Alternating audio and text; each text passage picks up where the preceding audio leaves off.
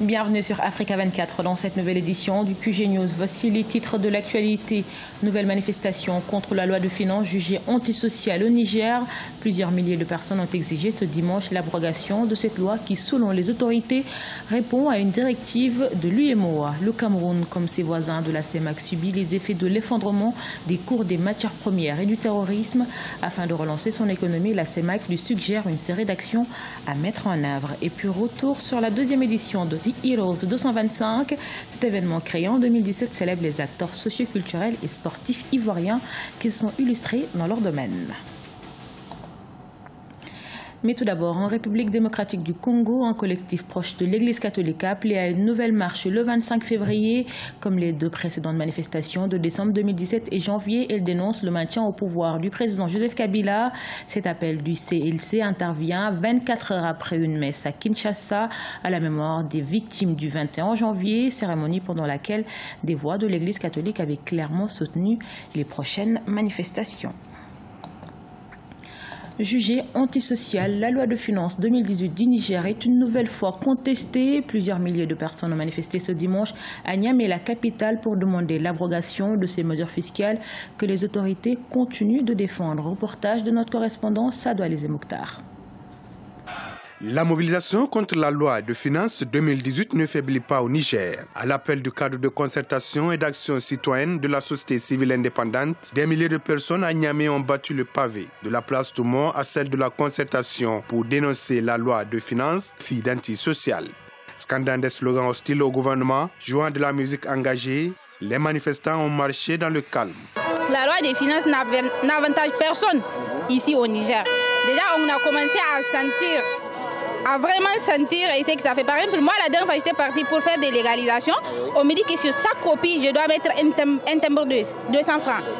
Nous constatons quand même qu'il y a une injustice qui a été faite aux citoyens dans le cadre de la répartition du budget 2018. Et nous pensons également que les nouvelles mesures en termes fiscaux qui ont été imposées en tout cas aux citoyens, nous vivons cela dans notre chair. Les autorités de leur côté continuent à défendre le budget 2018. Selon le ministre des Finances, Hassoumi Massaoudou, les mesures de la loi de finances 2018 ne touchent pas les plus pauvres, mais les plus riches et la pression fiscale sera comprise entre 13% et 16%. Néanmoins, c'est la troisième sortie des populations depuis le début de l'année 2018 pour dénoncer cette loi de finances. Face au mépris affiché par les prétendus démocrates d'hier, devenus aujourd'hui des sinistres affairistes, nous avons la responsabilité historique de continuer la lutte actuelle jusqu'à la satisfaction de notre juste et légitime revendication qu'est l'abrogation pure et simple de cette loi et de toutes les mesures antisociales et impopulaires contenues dans cette fameuse loi des finances 2018. Toujours dans le cadre de la dénonciation de la loi de finances 2018, 9 militants de l'opposition ayant organisé un sitting à Niamey le 4 février ont été arrêtés.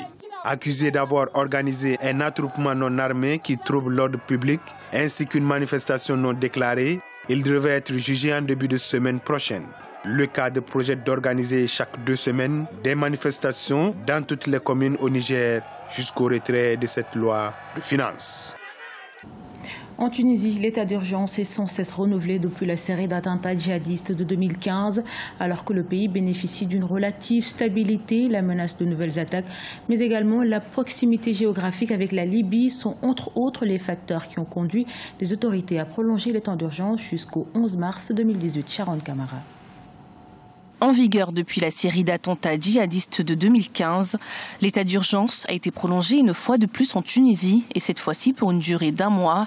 L'annonce a été faite par le chef de l'État, Béji Caïd Essebsi, suite à des consultations avec le chef du gouvernement et le président du Parlement. Les Tunisiens se donnent les moyens à travers cette prolongation de l'état d'urgence pour pouvoir opérer les contrôles et traquer et continuer à traquer les réseaux terroristes, en tout cas le noyau résiduel de ces terroristes. Pour rappel, en 2015, la Tunisie avait été frappée par 3 attentats meurtriers qui avaient fait plus de 60 morts pour la plupart des touristes étrangers. L'état d'urgence octroie des pouvoirs d'exception aux forces de l'ordre. Jusqu'au 11 mars 2018 pourront être interdites les grèves et réunions susceptibles de provoquer le désordre. Quand il y a cette loi, on peut s'autoriser un certain nombre de choses et ça va accélérer en réalité la prise de décision et surtout la manière de contrôler et interroger, identifier ces réseaux. Depuis 2015, les mesures mises en place par le gouvernement ont permis d'améliorer la situation sécuritaire du pays, même si le risque n'est pas définitivement absent, notamment en raison de la proximité géographique avec la Libye. Affaiblis par la chute des revenus pétroliers et la lutte contre le terrorisme, les États d'Afrique centrale ont atteint un niveau critique d'insécurité économique. C'est le cas du Cameroun, pour qui la CEMAC a défini des orientations pour la sortie de crise et la relance de l'économie. Où en est-on avec la mise sur pied de ces mesures? Élément de réponse dans ce reportage de notre correspondant, Chérif Ousmane Bardonka. C'est une série d'actions à mettre en œuvre que le programme de réforme économique et financière de la CEMAC suggère pour stabiliser le cadre macroéconomique et opérer une transformation structurelle des économies de la zone. Ces propositions, organisées en 5 piliers, abordent aussi bien les politiques budgétaires que monétaires. Elles insistent également sur l'amélioration du climat des affaires, la diversification de l'économie et le renforcement de l'intégration régionale pour une sortie de crise. Si vous avez vu les budgets de nos États cette fois-ci, la part réservée aux aspects sociaux, à l'éducation, à la santé, aux femmes, a été remise en hausse. Plus loin, on est allé plus loin. On est allé plus loin en ce qui concerne la qualité de la dépense. On est allé plus loin en ce qui concerne la commande publique. Améliorer les délais de commande publique. Faire en sorte que le budget ne soit pas exécuté et que le marché vienne à la fin. Afin d'atteindre les objectifs consignés dans le programme avec le FMI visant notamment à rétablir la viabilité budgétaire et à jeter les bases de la relance d'une croissance durable et équitable, la CEMAC a exhorté les autorités camerounaises à améliorer la qualité de la dépense publique à travers une bonne sélectivité de projets d'investissement public destinés à soutenir la croissance. Assainir davantage le secteur des sociétés et entreprises publiques est également envisagé. Il faut ensuite que nous arrivions à améliorer la qualité de la dépense publique chez nous et que nous l'orientons vers les secteurs sociaux. Comment? Ce n'est pas de la théorie. En prenant les budgets qui ont été adoptés pour 2018 dans nos différents États et en voyant en quoi et à quoi ces budgets-là répondent aux objectifs du PREP CEMAC. Le Cameroun pourrait réaliser 4,2% de croissance de son PIB en 2018, d'après les perspectives du FMI. Le pays a conclu un programme triennal de facilité élargie de crédit avec l'institution de Bretton Woods, ce qui lui a permis de bénéficier d'un appui financier de 450 milliards de francs CFA, dont 390 milliards en juin 2017 et près de 60 milliards en décembre 2017. Pour atteindre les objectifs escomptés, les experts recommandent rigueur budgétaire et élargissement de l'assiette fiscale hors pétrole, entre autres. Serge Beno, Didier Arafat ou encore Claire Bailly sont entre autres les lauréats de Heroes 225. Cet événement célèbre les acteurs sociaux, culturels et sportifs ivoiriens et ses organisateurs ambitionnent de faire de ce rendez-vous un événement panafricain et même mondial. Reportage de notre correspondant Oliva Diakoton. Les 12 meilleures chansons ivoiriennes de 2017 ont été primées le 10 février 2018 à Abidjan.